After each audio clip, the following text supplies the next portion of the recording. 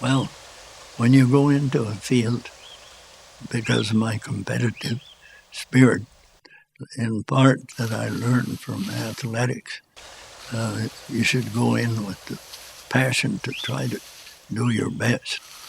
And that's why the people that I brought to Mexico, I always told them on the first day, we're going to teach you to be rebels, not with guns and daggers, but with science and technology. Well, as a farmer and someone who was involved in the political world, I was excited and thrilled when he won the Nobel Peace Prize back in the very early 70s. And ever since then, Norman Borlaug has been a hero of mine. So we've been taught in China about Green Revolution. And we know very well that in our textbook, the father of the Green Revolution, Norman Borlaug. It really is true that he has fed hundreds of millions of people, in effect, with his science, his commitment, his willingness to devote day in, day out of his extraordinarily rich and long life to the pursuit of human betterment. And I am not one to sit idly by and see man breed himself into a corner by increasing his numbers faster than food production is being increased. And if I have anything to contribute to this world, when I know that our scientific facts are right and we have materials that can be brought together in a meaningful production program, I'm going to play that card and play it hard.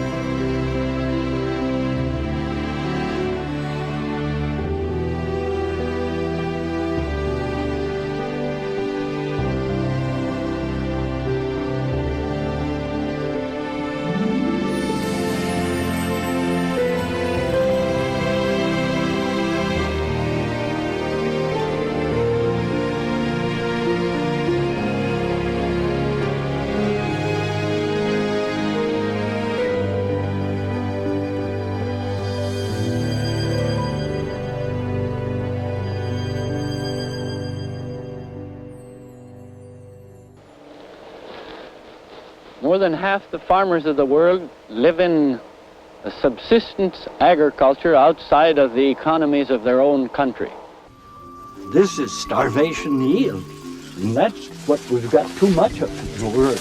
When a family is in doubt that they'll have enough to eat, then the leader of that family is highly tempted to take whatever action is necessary to correct the problem or the affliction of the ones he loves. That may be taking up arms and joining in a revolution against the government that controls his life politically, because he tends to blame them for the starvation of his own wife and children. There's still probably 800 million people that need food security.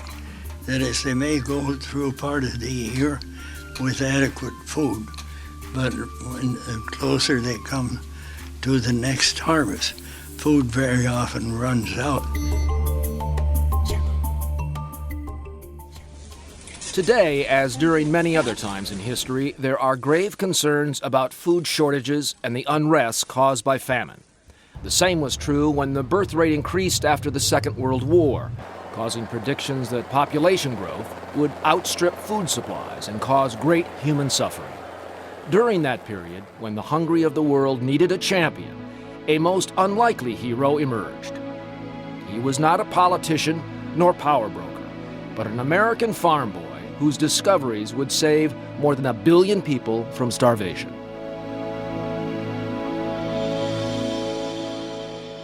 I grew up on the land, on a small farm in northeast Iowa. This farm was composed of only 50 acres, only half of which was cultivated land. Life was not always easy. Winters were severe. At that time, lots of snow, cold.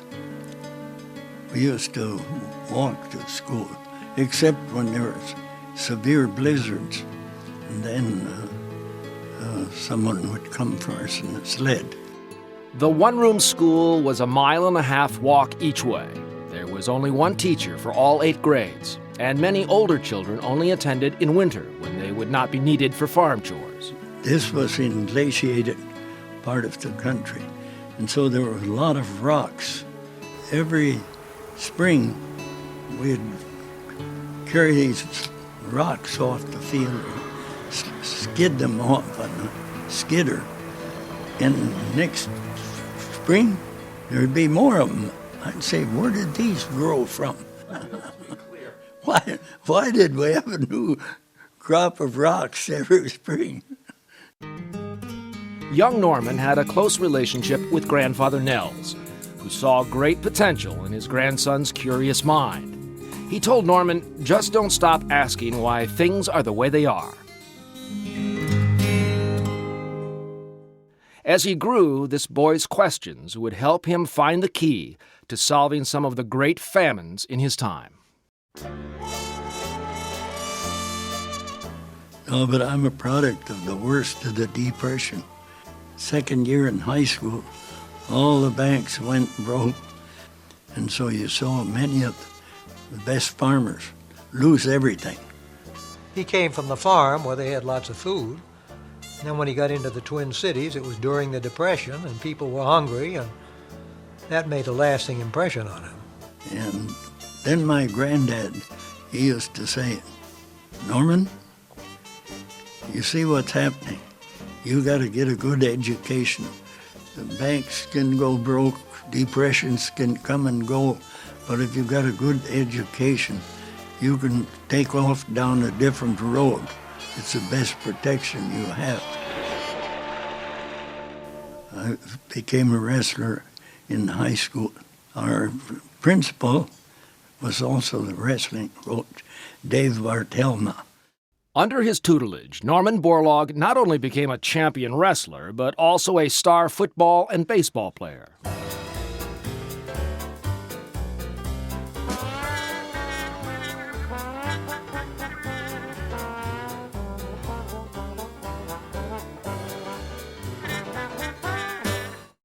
The Iowa State Teachers College wrestling coach recruited him right off the mat.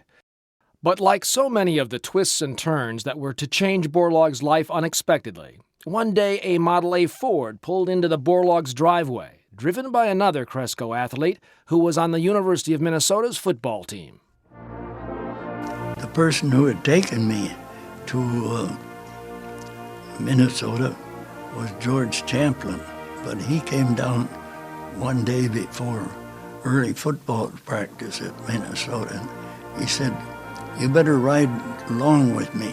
My dad says that you've got good potential. So I went to Minnesota. And then I got trapped into a technicality. They said, oh, you're 1 year short of entrance requirements. So I had to take a special exam. And by that time, I guess this little Iowa boy was pretty nervous. And so I flunked the exam beautifully. And then what to do? So Champlin marched me over there, and he told him about my predicament. And Champlin says, we're not that dumb in Iowa. He's a good student. Something's wrong with the testing. And so they let me enroll.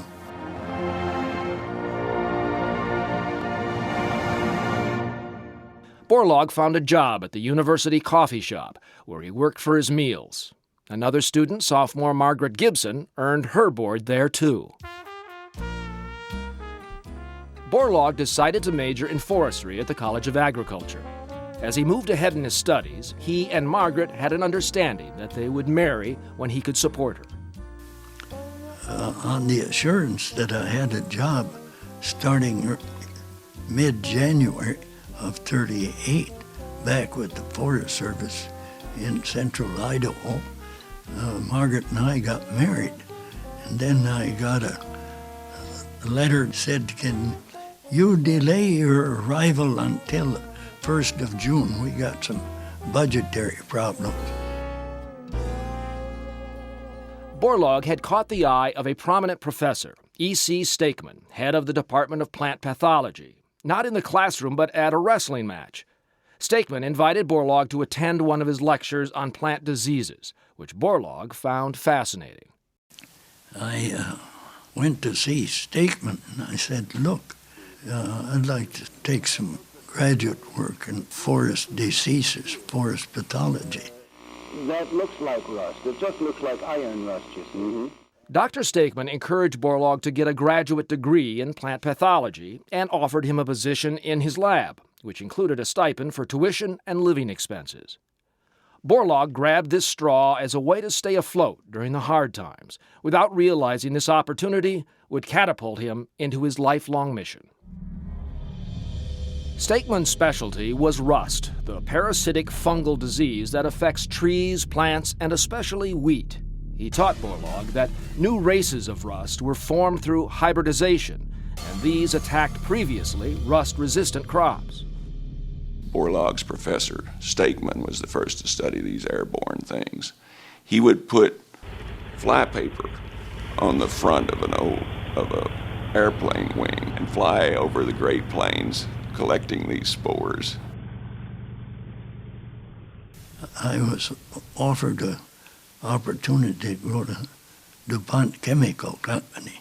A few weeks after I'd signed this contract or been given this job, Pearl Harbor came.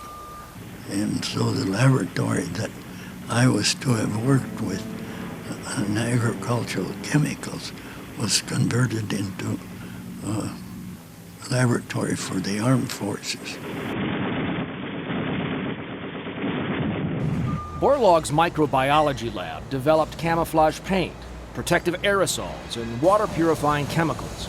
He also studied the effects of fungal organisms on the deterioration of material in tropical war zones. His family life was blissfully normal, and 2 years later, their daughter, Norma Jean, was born. Margaret and Norman did not know then that they never would spend as much time together again.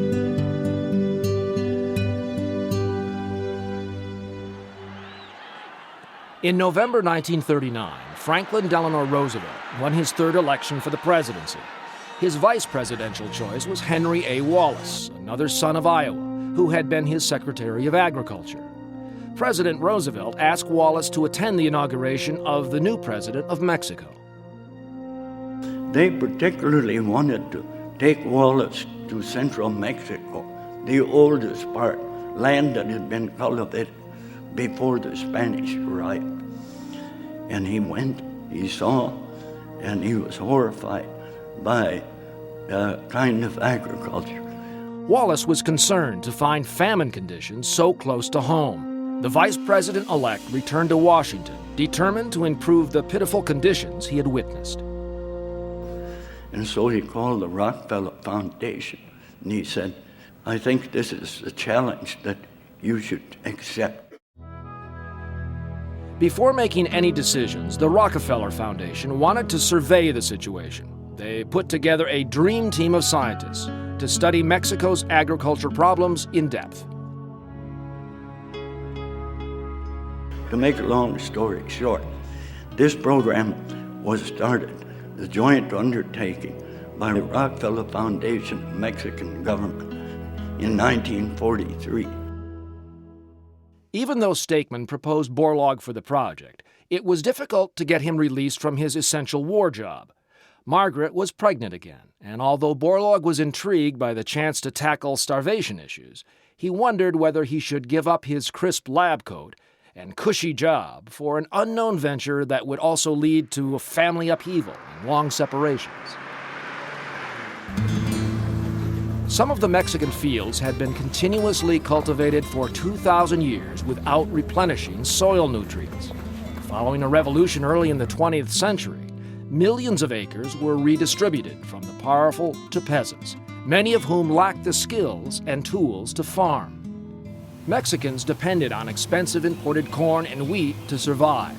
The Rockefeller team wanted to bring about a bloodless revolution, one that could conquer hunger and malnutrition with crops fashioned to suit local climate and soils. I joined that program in '44 and have been involved in international agriculture ever since. Borlaug spent his first weeks in Mexico working in experimental plots at an agricultural school. He and the program's director, George Harrar, another of Steigman's protégés, concentrated on wheat, while Edwin Wellhausen specialized in corn. But once they went out into the countryside, their undertaking seemed insurmountable. I thought I'd made the dreadful mistake when I resigned from DuPont, when I saw the situation. It was still tail end of World War II. You couldn't buy any equipment. We had no microscopes. We had no tractors, and there were no trained people. There wasn't much of any facility up there in those early days either. It was a kind of an old ramshackle building that you had to use as headquarters and sleeping quarters and everything, because the town didn't amount to anything in the early days either. He swept out the rats, slept on the floor overnight, nights, and there was a lady next door who had a car, who drove him into town once a week to buy canned food for the week. Borlaug and Wellhausen became ill from the poor water and food. Racked by dysentery, Borlaug wondered if he had been crazy to give up his comfortable life in Delaware. But what sustained him was his desire to alleviate the greater human misery he saw around every bend in the road. Nobody knows or appreciates Dr. Borlaug at this time, but he started work here on really bad conditions in this experimental camp. There were no house where to live. He was sleeping in the warehouse. Almost any other professor would have either demanded modern equipment and trained assistants or returned home. In a moment of frustration, Borlaug strapped a rope harness over his own shoulders and pulled a cultivator to prepare soil for planting. He overcame the hardships of his assignment with the determination to find a way to combat hunger by using whatever it would take, be it his brute strength or his brain power.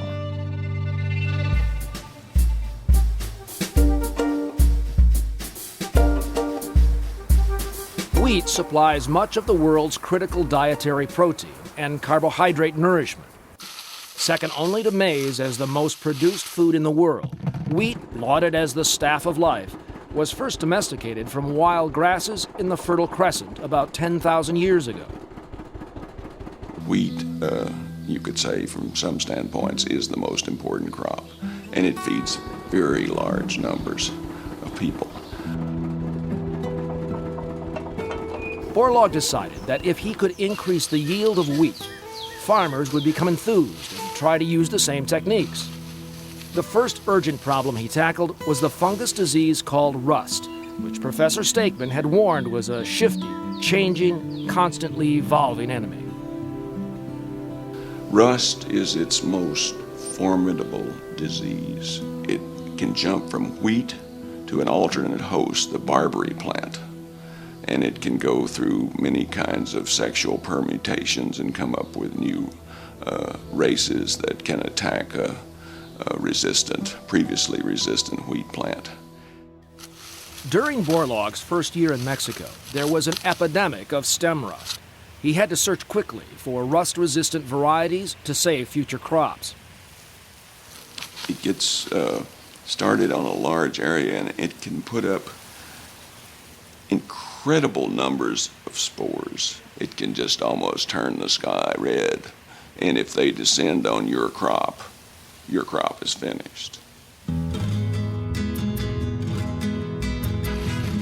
Borlaug was looking for varieties of wheat that could withstand various diseases, climate zones, and soil conditions. He began collecting samples of wheat from Mexico, imported others from around the world, and launched the tedious work of crossbreeding. At that time, very few crosses were being made in all of the conventional program. And we made hundreds and soon thousands each year. And that meant that you had a tremendous genetic soup of many combinations. and we selected and discarded ruthlessly. He planted, waited, and watched for the results. The work was delicate, backbreaking, and exhausting. Nobody on the team worked harder than Borlaug himself. Usually you can find here Dr. Borlaug here at the 5, 6 o'clock in the morning, and he left until there's no light. One night after a long day at work, Borlaug was driving with a companion near one of his experimental fields. He suggested stopping by to check on his plants. But it's after midnight, his co-worker protested. Borlaug pointed to the bright moon and said, "We'll still be able to see the test plots." At that time, most breeders would look at specific parents and make a very small number of what they thought would be well-chosen crosses. Borlaug felt you just couldn't predict how they were going to combine. Just cross the hell out of them, as he would say. You know, every combination you could think of, as many as you could think of, and then throw a lot of them away. See which ones really came together or combined well. The first crosses were made in 1945, and 2 years later they had reached 1,500. Borlaug was looking for wheat with resistance to rust and especially high yield. Many of Borlaug's young associates caught his enthusiasm for crossbreeding wheat. And sooner than anyone predicted, they had new varieties that were completely resistant to rust, a resistance that survived for more than 40 years.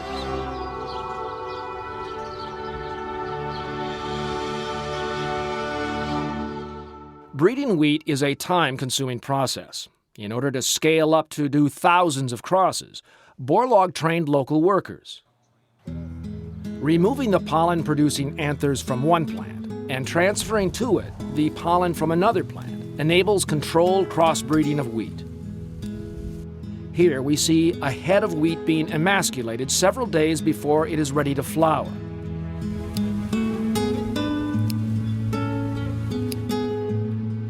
Carefully, the male anthers are removed, 3 from each flower.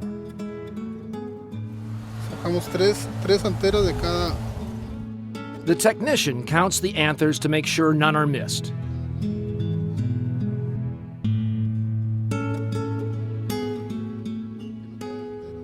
He now has a prepared spike ready for hybridization. The worker protects the spike with a bag until the female organs, which remain, have time to mature.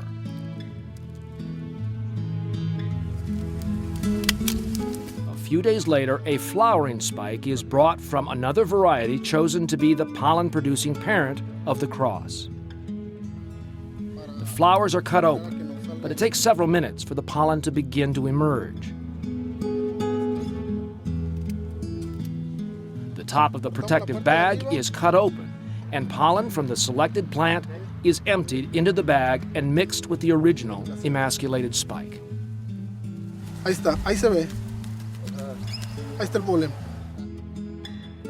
To protect the pollinated plant, the technician recloses the bag, which prevents any wind-blown pollen from contaminating the cross. Para que no se vaya.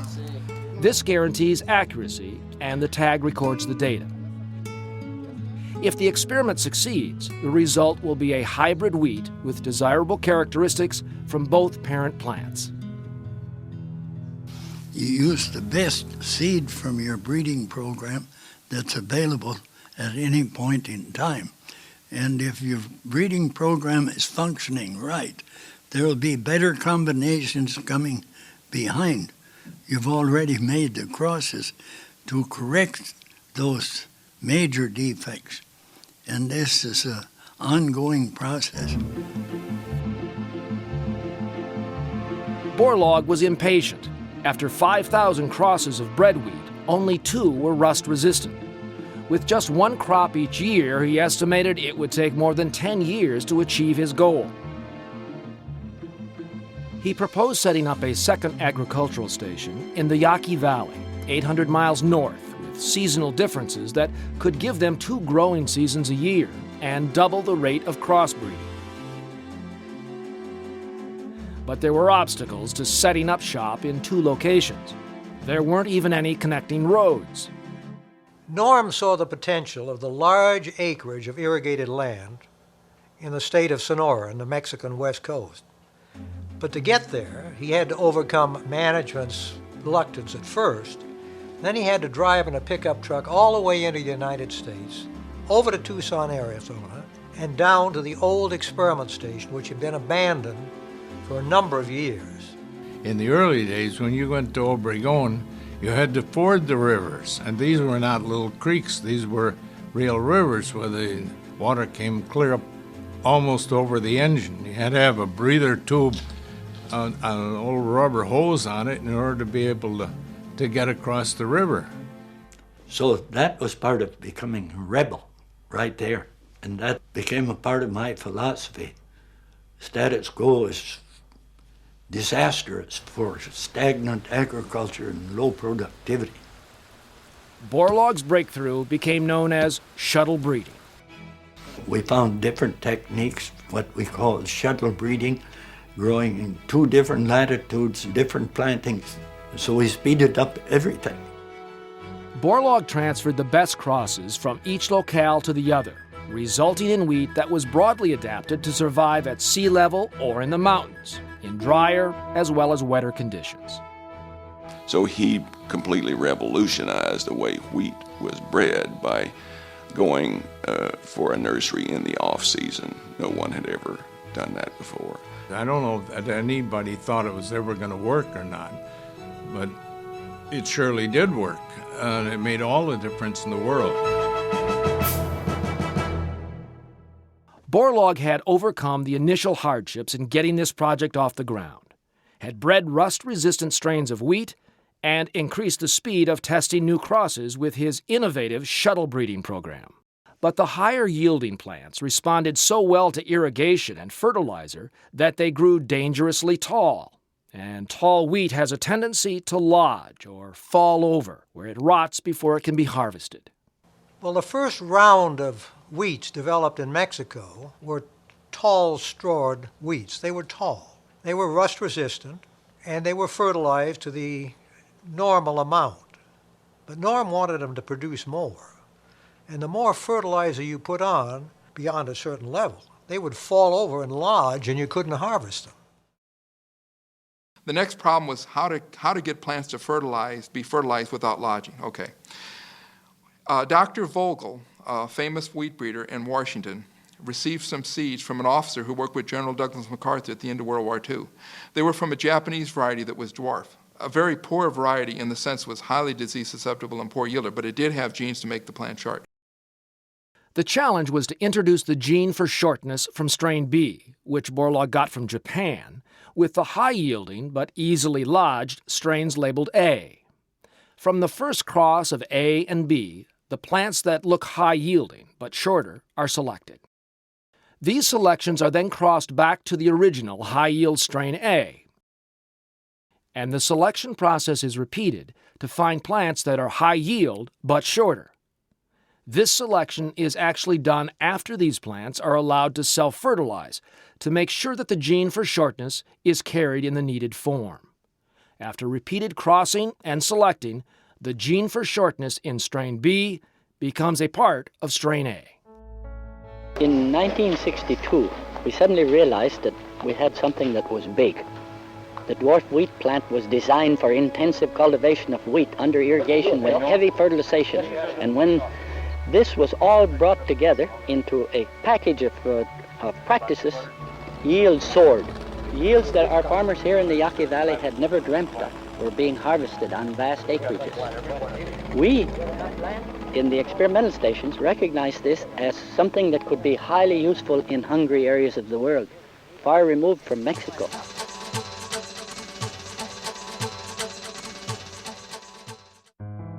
Norman Borlaug never wanted to be an administrator. When reminded to hand in reports, he was heard to say, "What do you want, bread or paper?" He and George Gerard, the director, fought. They fought intensely because Norm realized that for his program to succeed, he had to do what he wanted to do and thought was important. I received a confidential official letter from him from New York. He said, we're seriously considering firing Norm. You know, he doesn't turn his expense accounts. He's behind about 3-4 months, and we'd like to have your opinion. I was the director at the time. I said, you know, any idiot stunt like that, that would be the worst thing he could possibly do. He's one of the very best men we had. Borlaug was on the verge of quitting when Dr. Steigman, who happened to be visiting, intervened and convinced Borlaug to stay the course. Initially, Borlaug was not aware of an accidental yet brilliant secondary benefit to shuttle breeding. Wheat, like most plants, is sensitive to variations in altitude and the duration of sunlight. Nobody at that time fully realized that this change in length of day was important photoperiodism. Many plants have a photosensitive protein in their cells that tells them when to flower. For this reason, certain wheat varieties that thrive in one place do poorly in other locations. By moving these from one environment to the other, suddenly we found that we had some varieties that would fit everywhere in Mexico, completely against the conventional wisdom. That's why the Mexican wheats are adapted to different sea levels and different altitudes or latitudes. So after 13 years of struggle, Mexico became self-sufficient in wheat production. Starting with nothing, Borlaug had overcome almost insurmountable hardships. The new crossbreeds were higher yielding, resistant to pests and diseases, drought resistant, and regionally adapted to various growing conditions. Borlaug had invented shuttle breeding, conquered rust and lodging. A growing prosperity replaced hunger and poverty in Mexico. It was pretty clear to me and to some of my entomological colleagues after a few years' work down there that we would never become God's gift to science, but maybe Borlaug would. And he did.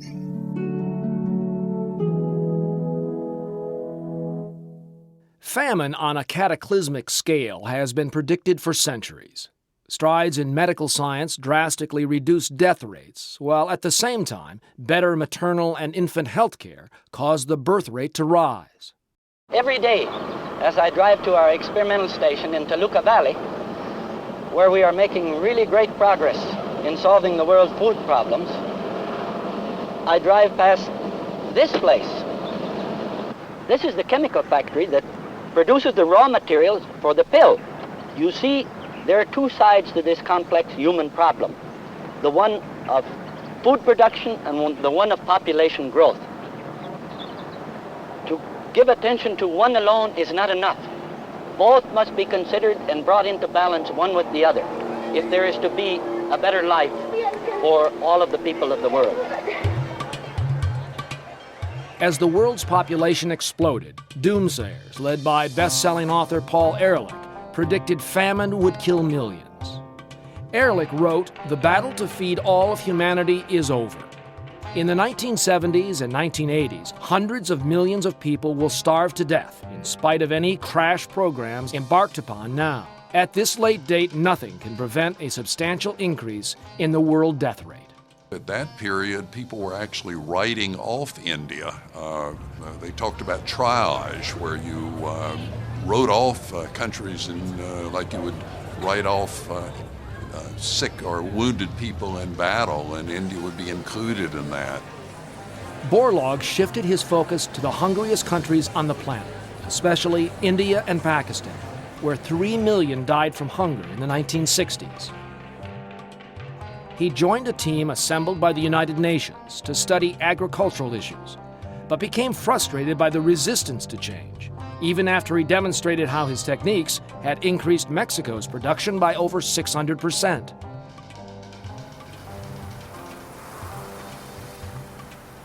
Well, in the late 50s, the success had been so great in Mexico that the local program in Mexico was turned over to Mexicans who had been trained under the Borlaug Rockefeller cooperative program with Mexico.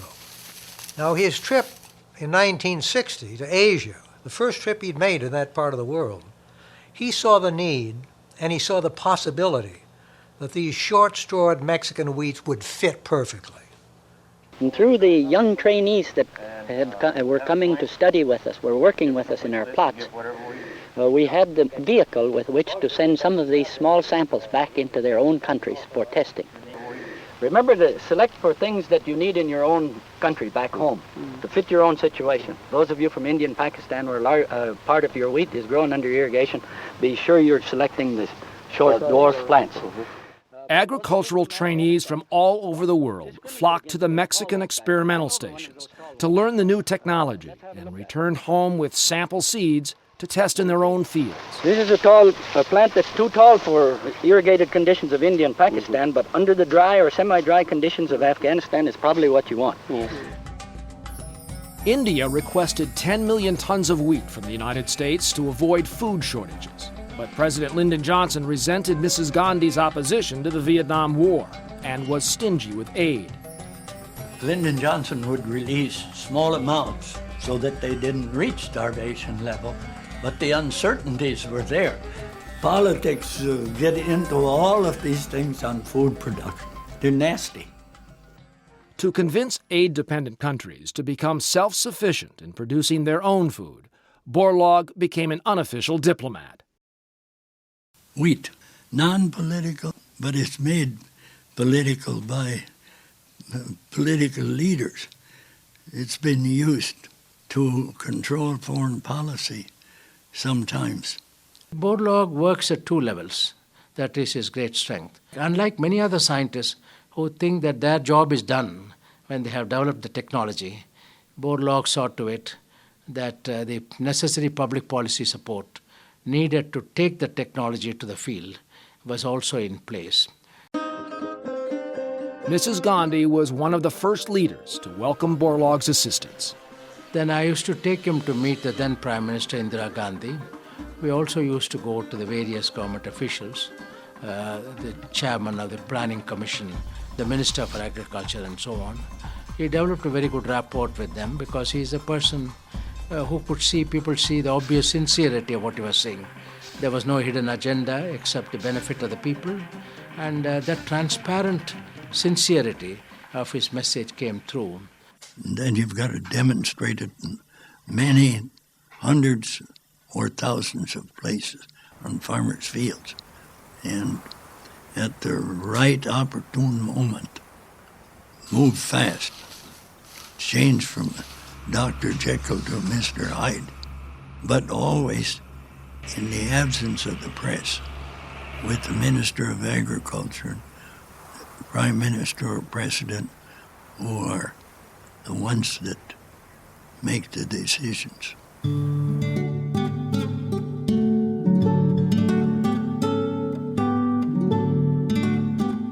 By 1965, Borlaug and his colleagues had finally won the confidence of political leaders and shipped 250 tons of seed to Pakistan and India. The fleets of trucks that were carrying the seed from this area of Mexico to Los Angeles were held up and nearly missed the departure for the freighter from Los Angeles because of the Watts racial riots. 3 days after the freighter had left Los Angeles, war was on between Pakistan and India, and both shipments of seed were on the same freighter. To make things even worse, the letter of credit was tangled up and was in disorder, and I told him to ship it and we'd fix this later, and the war was on. So I had a signature on a piece of paper that didn't look very good to many of my administrative superiors. To avert problems between the two warring countries, the ship was unloaded in Singapore, and the seeds were sent to their final destinations on separate vessels. Half the harvested wheat was used for food. The other half was distributed as seed to farmers. The Green Revolution on the Indian subcontinent was finally underway.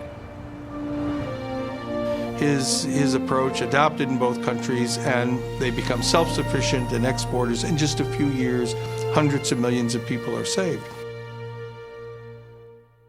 While Borlaug did not mind the diplomatic role, he despised time-consuming office duties. You have to also deal with the administrative bureaucracy the people who handle all the rules and regulations and impose them on scientists. And then when I come back, we got the annual report.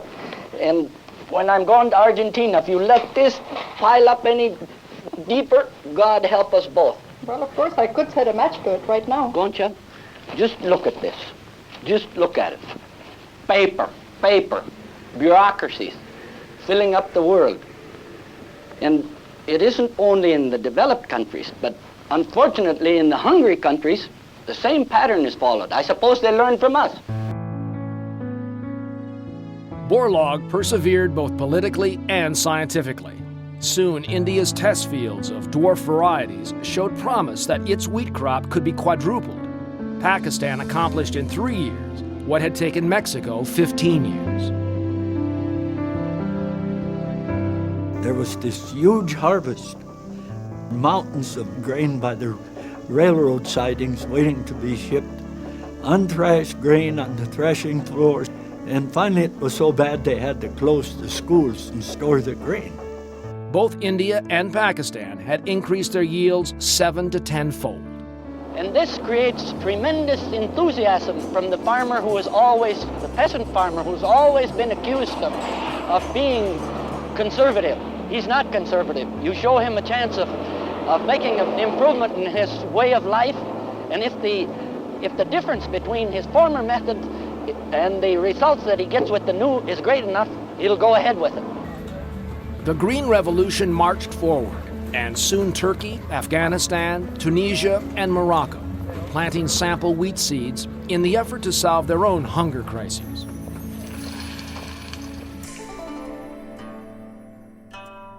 In 1974, only 2 years after President Nixon's historic meetings in China, Norman Borlaug was sent on an agricultural exchange mission. And I still remember, at the same age, people died on starvation. 1960, 61, 62, 1966, 67. At that time, I still remember when I was in elementary school, I was hoping that one day if I can eat just a tiny, tiny rice, I will be damn happy, because not enough rice. Eating a sweet potato every day, not enough.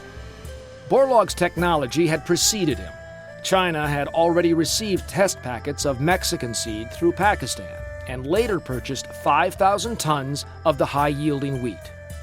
This success also instigated similar boosts in other crops. IR-8, the new miracle rice, was produced at the International Rice Research Institute in the Philippines.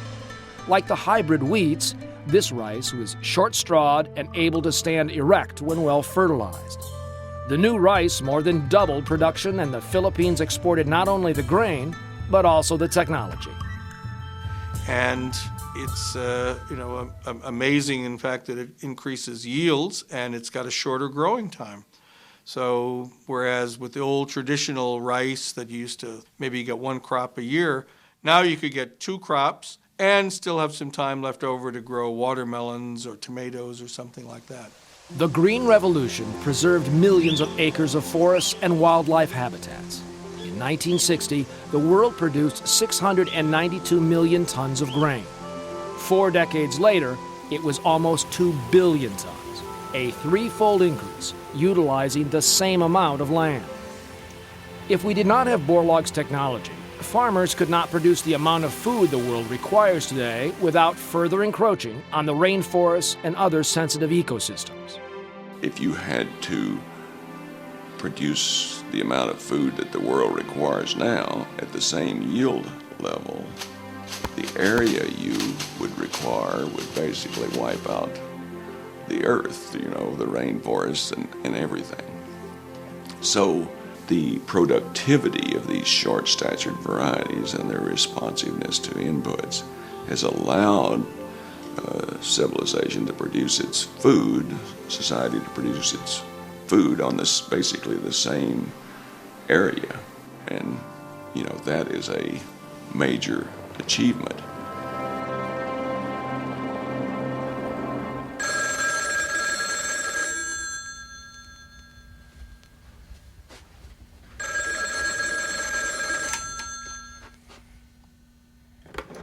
Hello? Yes. No, he's not here.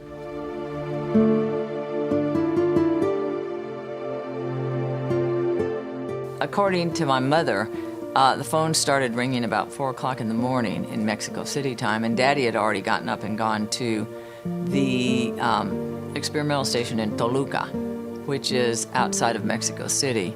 So, Dr. Borlaug worked in the field with all of us, all the students, and we saw a car coming down through the field on the other side of a large irrigation ditch. And Dr. Borlaug says, that looks like Margaret.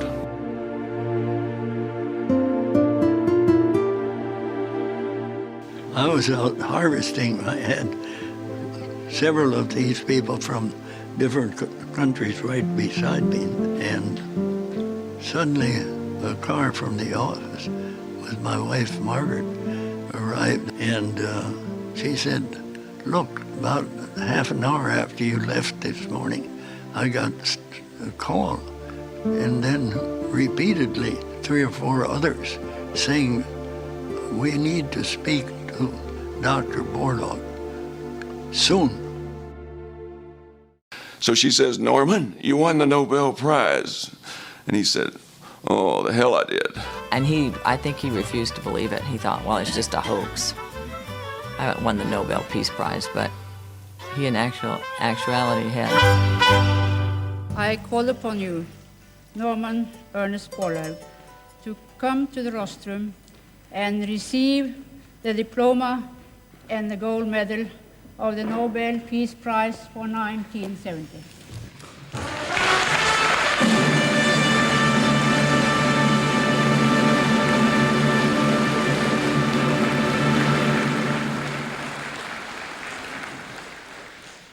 Obviously, I am personally honored beyond all dreams by this election, but the obligations imposed by the honors are far greater than the honor itself.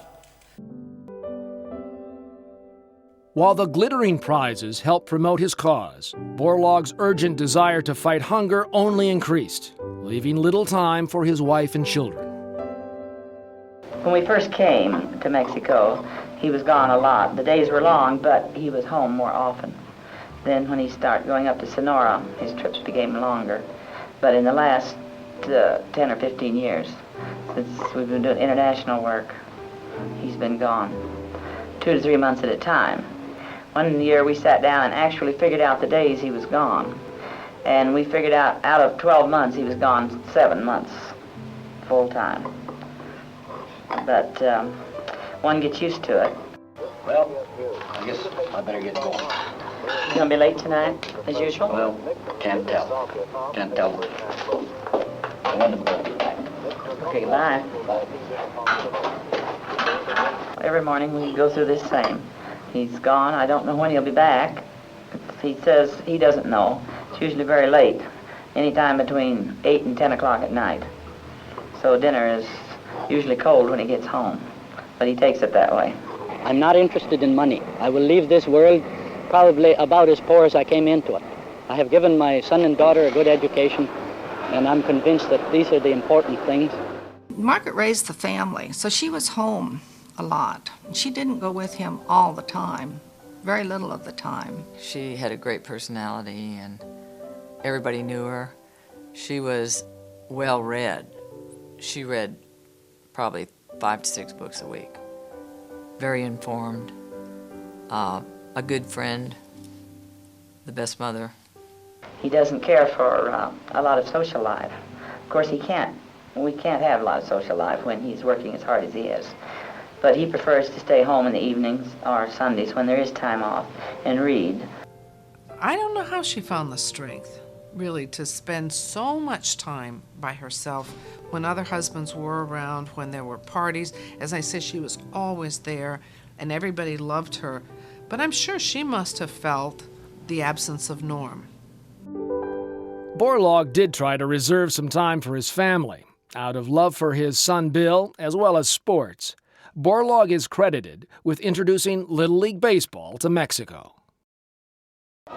It began as a neighborhood activity, parents sponsored, It's entirely amateur, and it has grown now in these 13 years into an activity throughout the Republic in which more than 15,000 boys participate.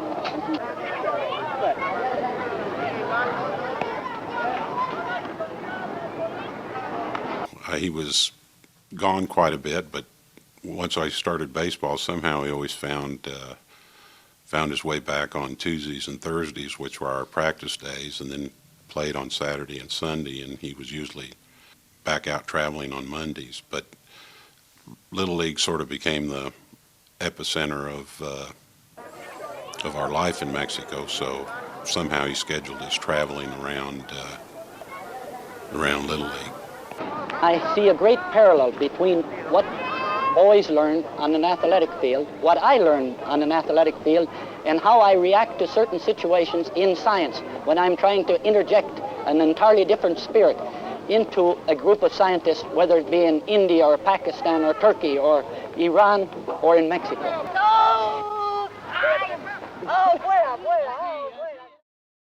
Borlaug continued working to develop the most productive wheat varieties to meet the needs of the exponentially increasing global population.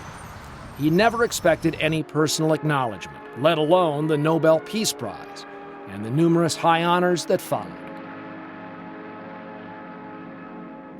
I am acutely conscious of the fact that I am but one member of that vast army of hunger fighters, and so I want to share not only the present honors, but also the future obligations with all my companions in arms. For the Green Revolution has not yet been won. In 1984, Borlaug received a call from Japanese philanthropist Ryoichi Sasakawa. He asked Borlaug to help him bring the Green Revolution to Africa. Borlaug, who at 70 wanted to be semi-retired, said he was too old to undertake a new continent. The next morning, Sasakawa called again and said, "I'm 15 years older than you. We should have started this project yesterday, but let's start tomorrow."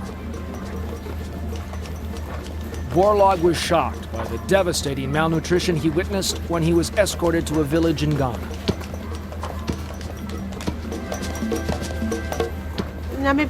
When we went there was just like any other Ghanaian village. Mothers who didn't look too healthy, and looking at children, you could just see the clinical signs of malnutrition: puffy face, red hair, swollen limbs. A year old, and you see how all the hair has gone. Okay, the edema has gone down, because the last time when we were here, the feet were all so swollen. But now this child is cold. The child is hospital. The child is cold. This child just died in our hands. The child was gone. It's hard for a person from Western countries to understand this. They have to see it. How would you feel if it were your child? I know how I would feel if it were my child.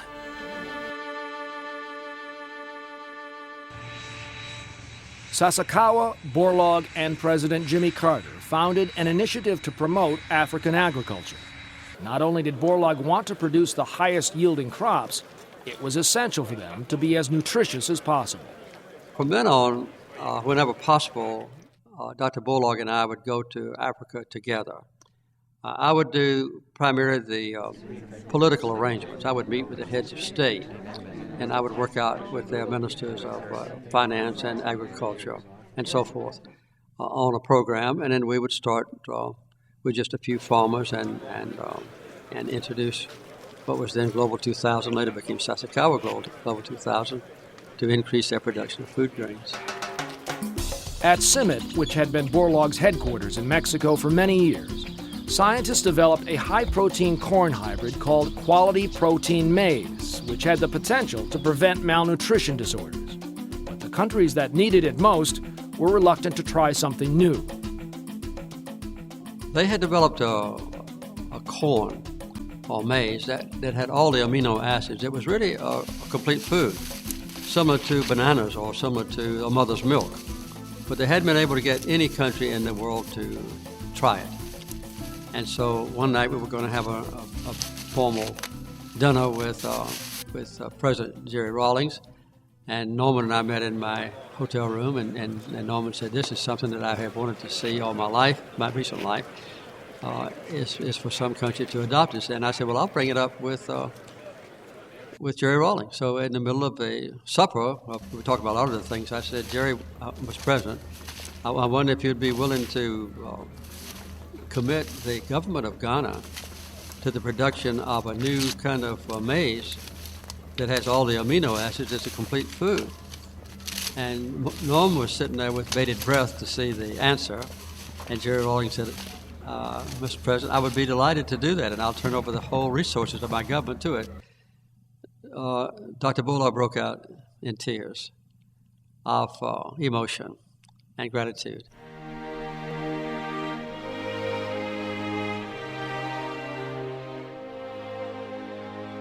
Every spring, when the wheat is ready for harvest, Norman Borlaug still returns to his beloved fields at Obregon. At the age of 95, he goes into the fields to inspect the latest crosses and offer his advice to the current crop of students and wheat breeders.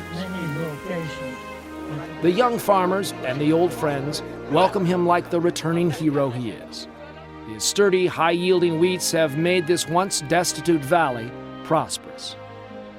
This is leafless. Stemless would have had more effect.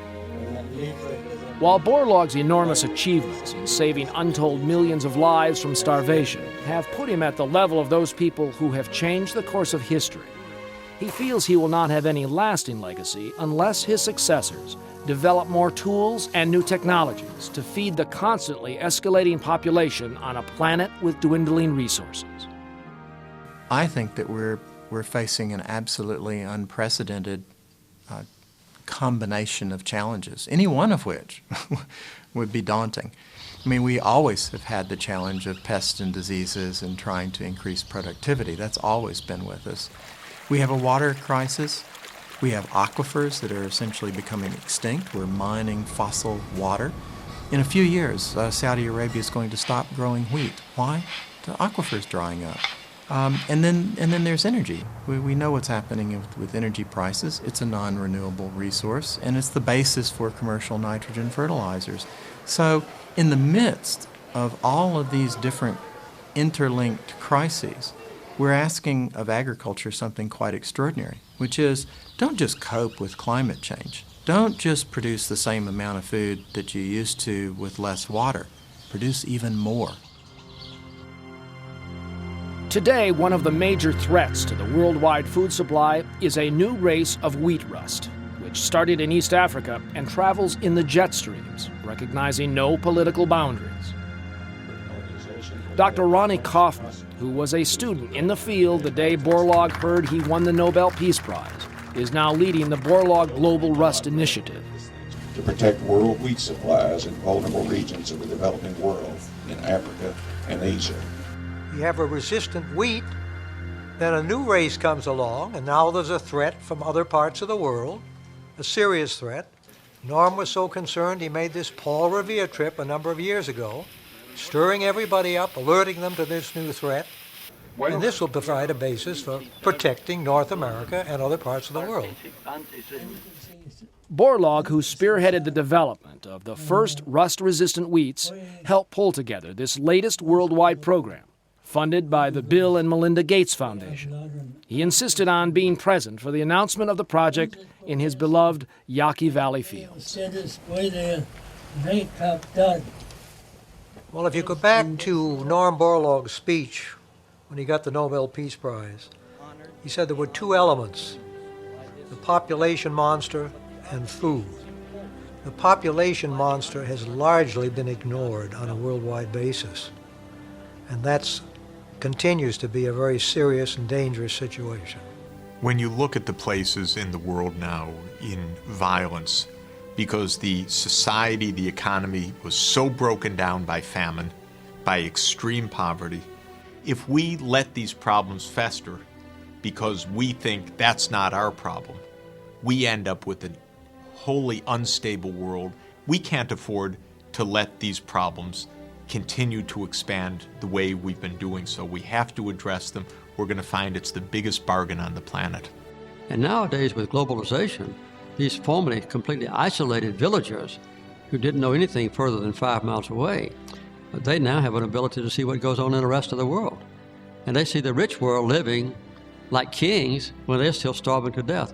It breeds within them an animosity against people who are better off than they are, who refuse to help. It's absolutely possible to end hunger on this planet. I don't know why we haven't done it long ago, because it would only take a modest investment to reach all the people on this planet with adequate amounts of food. Peace from away,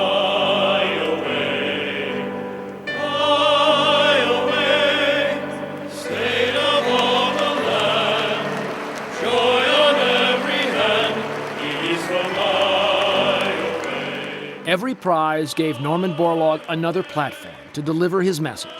At age 92, he won the Congressional Gold Medal. For hunger and poverty and misery are very fertile soils into which to plant all kinds of isms, including terrorism. I thank you very much for the support that you have all given, and especially in that critical period of the 60s when the world said nothing can be done. Look what happened. Thank you.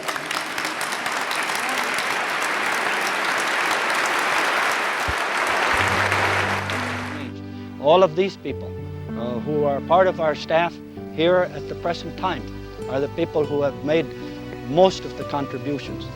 Well, I say that if I have done something, it's been a leader of a team.